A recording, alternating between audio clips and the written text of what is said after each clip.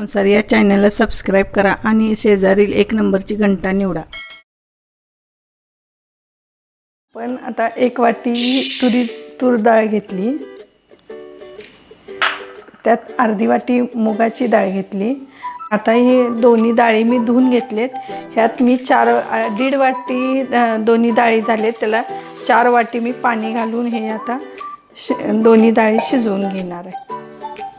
आता आपण बाटीची तयारी करतो। इथं 2 चमचे मी बडीशोप घेतली, 2 चमचे धने घेतलेत, त्यात 1 चमचा ओवा आणि 1 चमचा जिरे घेतलेत। हे सर्व साहित्य मी एक असं थोडंसं गरम करून घेतले।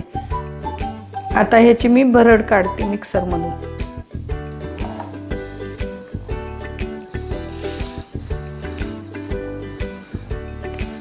भरड काढताना सर्व साहित्य एकत्र केले तरी चालते।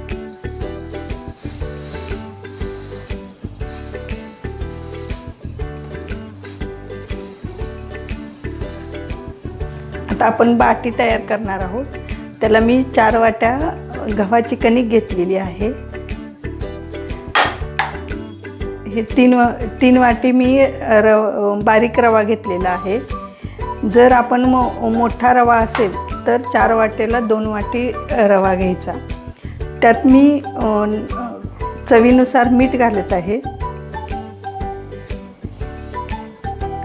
त्याच्यानंतर आपण जी भरड केलेली आहे ती भरड घालायची।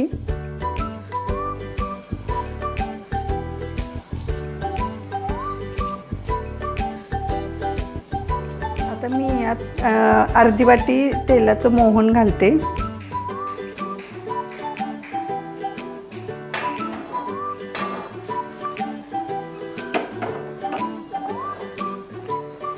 त्याच्यानंतर आपण कोमट पाणी करून घ्यायचं आणि हे मळून घ्यायचं पीठ।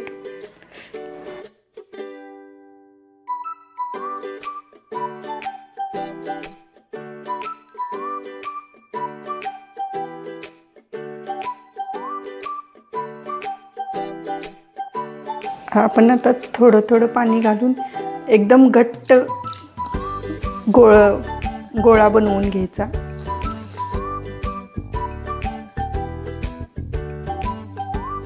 आपण अर्धा चमचा सोडा घालणार आहोत ह्यात।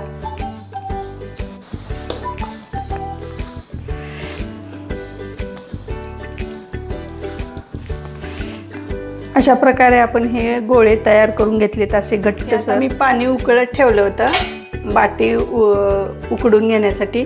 त्यात मी 2 चमचे तेल घालते। तेल ह्याच्यासाठी घालायचं की बाटी एकमेकाला चिटकू नये म्हणून। यात आता हे असं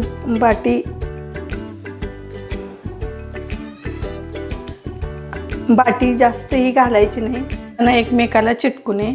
आता ह्याच्यावर परत झाकण घालून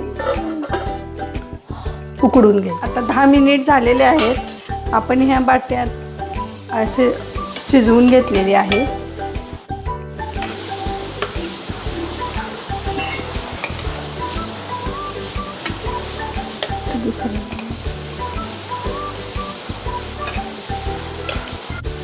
हे पाणी आपण आता असंच ठेवायचं आहे। हे पाणी आपण बाटीसाठी डाळ करणार आहे त्यात यूज करणार आहे। हे पाणी पौष्टिक आणि चविष्ट आहे, का तर त्याच्यात अर्क उतरलेला आहे। गोळ्यांचे मी अशा प्रकारे मी तुकडे करून घेतलेले आहेत। इथं मी आता तेल तापत ठेवलेलं आहे। यात मी हे तुकडे शॅलो फ्राय करून घेणार आहे। जर तुम्हाला शॅलो फ्राय नको असतील तर डीप फ्राय पण करू शकता।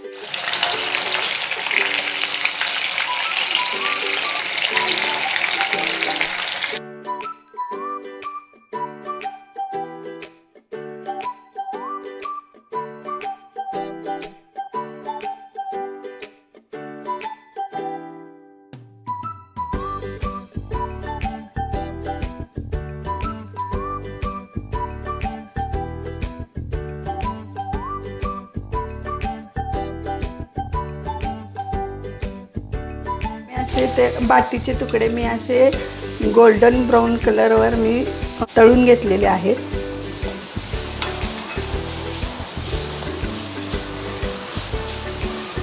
बाकीचे तुकडे पण अशाच प्रकारे तळून घ्यायचे आहेत। दाल करत आहोत। तर आपण ह्या पात्रात मोठे 2 चमचे तेल घातलेलं आहे। त्याच्यानंतर मोहरी टाकणार आहोत, त्याच्यानंतर जिरे टाकणार आहे, कढीपत्ता घालणार आहे, कढीपत्ता घालणार आहे, त्याच्यानंतर आलं लसूण खोबऱ्याची पेस्ट,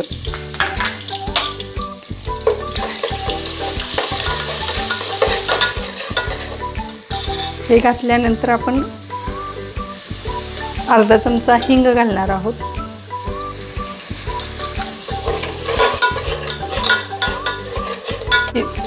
खोबरं आणि आलं पेस्ट थोडंसं परतली की त्याच्यानंतर आपण लाल तिखट घालणार आहोत।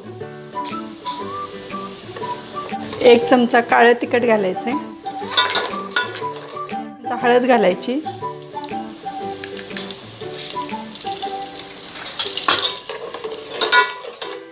घातल्यानंतर आपण कांदा घालायचा आहे,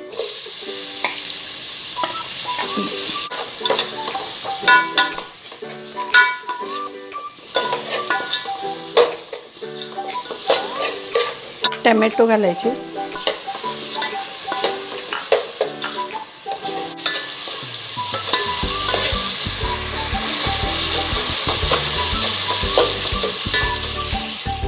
जी डाळ शिजवलेली आहे ती डाळ घालायची,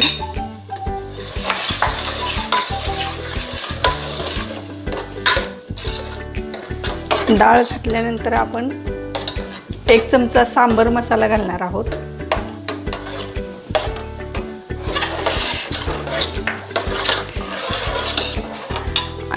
आपण जी बाटी उकडून जे पाणी राहिलेलं आहे ते पाणी आपण सांबराला वापरणार आहोत।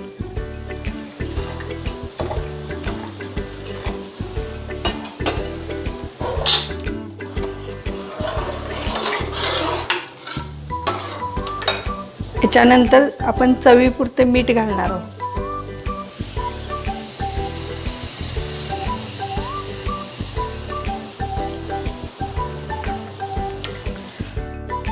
थोडासा गूळ घालणार आहोत चवीनुसार।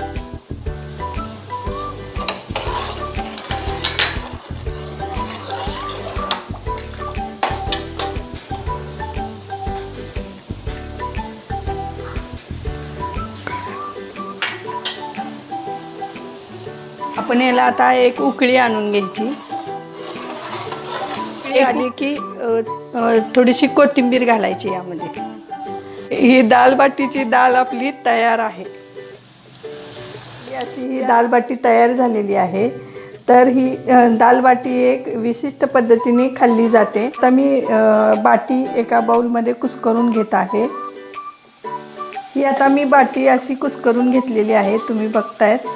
ह्याच्यामध्ये मनसोक्त असं तूप घालून घ्यायचं आहे। त्याच्यानंतर ह्याच्यामध्ये डाळ घालायची,